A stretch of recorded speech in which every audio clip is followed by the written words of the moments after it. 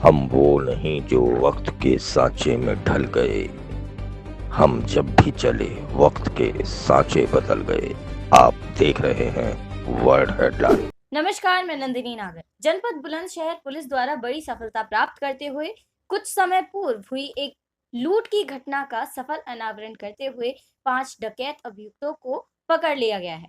घटना के बारे में आपको विस्तार से बताएं तो आपको ये जानना जरूरी है कि ये खबर इतनी महत्वपूर्ण इसलिए है क्योंकि कुछ दिन पूर्व अनूप शहर में इन 5 अभियुक्तों द्वारा नकली सीबीआई ऑफिसर बनकर लूट की गई थी, जिस लूट में करीब 28 तोला सोना, 13,30,000 रुपए नकद, 2 मोटरसाइकिल व 3 अवैध असलहा व कारतूस बरामद किए गए हैं। इस घटना में एसएसपी बुलंदशहर का बयान सामने आया है, आइए सुनते हैं। देखिए, अनूप शहर कस्बे के एक प्रसिद्ध व्यवसायी के घर पे दिनांक 19 तारीख को घर में 4 लोग घुस गए, जो अपने को सीबीआई का अधिकारी बताते हुए बोले कि आपके यहाँ रेड हो रही है और आप कोऑपरेट करिए।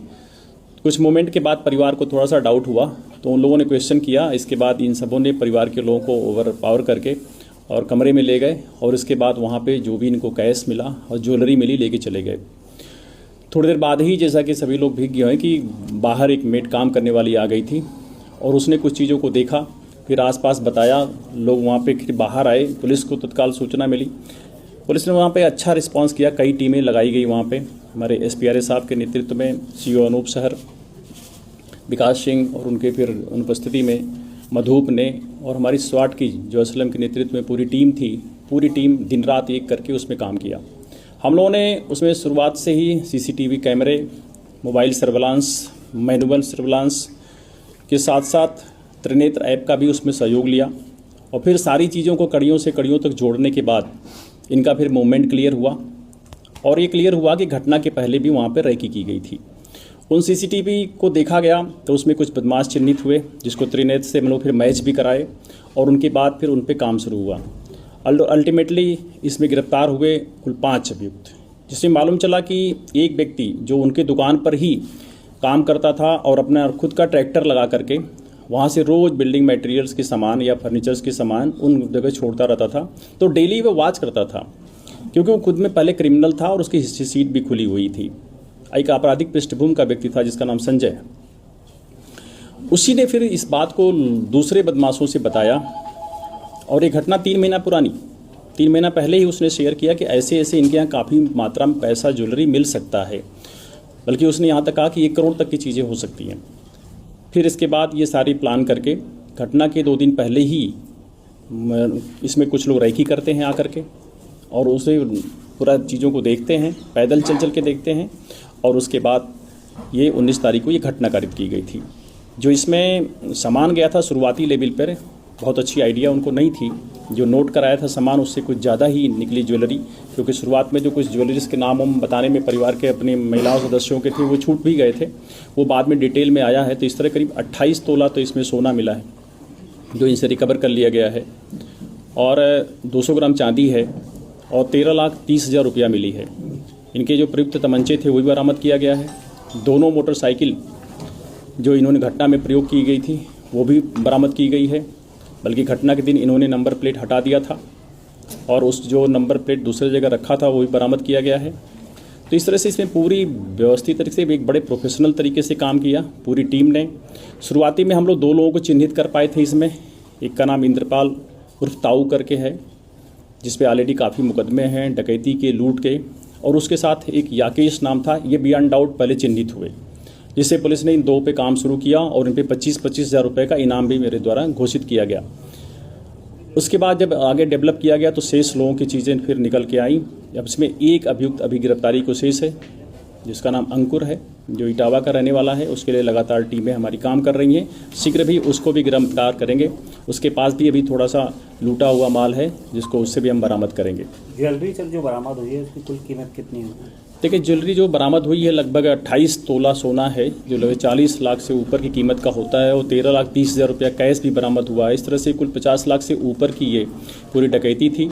और इस घटना में अभियुक्तों की संख्या बढ़ने से हमने सुसंगत धाराओं की वृद्धि की है और सभी की इसमें रिमांड ले रहे हैं। सर, इसमें इंद्रपाल उर्फ ताऊ की क्या भूमिका रही है? इंद्रपाल उर्फ ताऊ आप जैसा जानते हैं अभी 12 तारीख को जेल से छूटा था कुछ ही दिन पहले, और ये इसकी भूमिका थी बेसिकली आप कह सकते हैं कि प्लानिंग की। ये जाके रैकिंग भी किया, पूरी तरह से देखा, क्योंकि पुराना ये इसके क्रिमिनल रिकॉर्ड है, इसने बड़ी डकैतियाँ डाला, तो उसने फिर इस गैंग को ब्रीफिंग किया, लाइन ऑफ एक्शन दिया, प्लानिंग किया, और ये कैसे अंदर पहले भी एक दो बार घटनाओं में ऐसा ही तरीका अख्तियार किया था इन सबों ने कि कुछ अपने को कहीं पे बिजली के मिस्त्री बता करके कि हम आए हैं, कहीं पे कुछ और इंट्रोड्यूस करके अंदर एंट्री करने के लिए। तो ताऊ ने ये सारी चीज़ें इनको ब्रीफ किया, क्योंकि डे टाइम था, ताऊ थोड़ा सा मूवमेंट स्लो कर पाता है। एक पुलिस मुठभेड़ में इनके पैर में गोली भी लगी है इसके, तो ये घायल भी था उसमें, कि बहुत अच्छा दौड़ भाग नहीं पाता।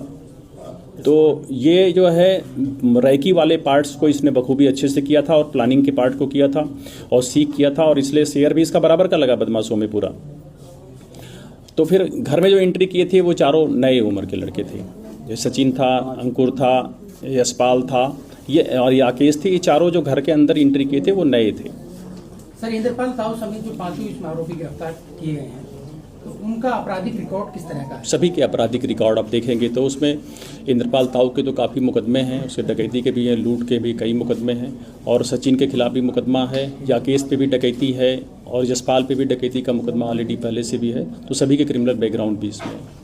साथ ही इस घटना के सफल अनावरण के बाद इस केस को जिस टीम द्वारा सॉल्व किया गया है, उस टीम के लिए भी 50,000 रुपए के इनाम की घोषणा की गई है। इस बारे में भी बुलंदशहर एसएसपी द्वारा बताया गया, सुनिए। इस पूरी बरामदगी से और गिरफ्तारी से परिवार ने भी आभार व्यक्त किया है। एडी जोन मेरठ महोदय द्वारा इसमें प्रसन्नता व्यक्त की गई है और 50,000 रुपए का इनाम भी दिया गया है टीम को। डीजीपी उत्तर प्रदेश महोदय द्वारा इसमें जो पूरी टीम लगी हुई थी उसको 50,000 रुपए का नगद इनाम दिया है। पूरी टीम बहुत उत्साहित है और इस टीम ने भी लग करके लगातार 10 दिन तक इसमें सतत प्रयास किया, क्योंकि एक ब्लाइंड केस थी और चैलेंज था। पुलिस ने इसमें 100% बरामदगी और गिरफ्तारी की। अब दिन पर दिन लुटेरों द्वारा भेस बदल कर डकैती, चोरी की घटनाएं बढ़ती जा रही हैं, जिसको मद्देनजर रखते हुए पुलिस भी सतर्क नजर आ रही है। परंतु आपको भी सतर्क रहना जरूरी है। आपको भी अपने आसपास कोई भी ऐसी संदेहपूर्वक घटना अगर लगती है तो पुलिस को जल्द से जल्द सूचित करें। फिलहाल के लिए इस खबर में अभी बस इतना ही। देखते रहिए वर्ल्ड हेडलाइन। मैं नंदिनी नागर, नमस्कार।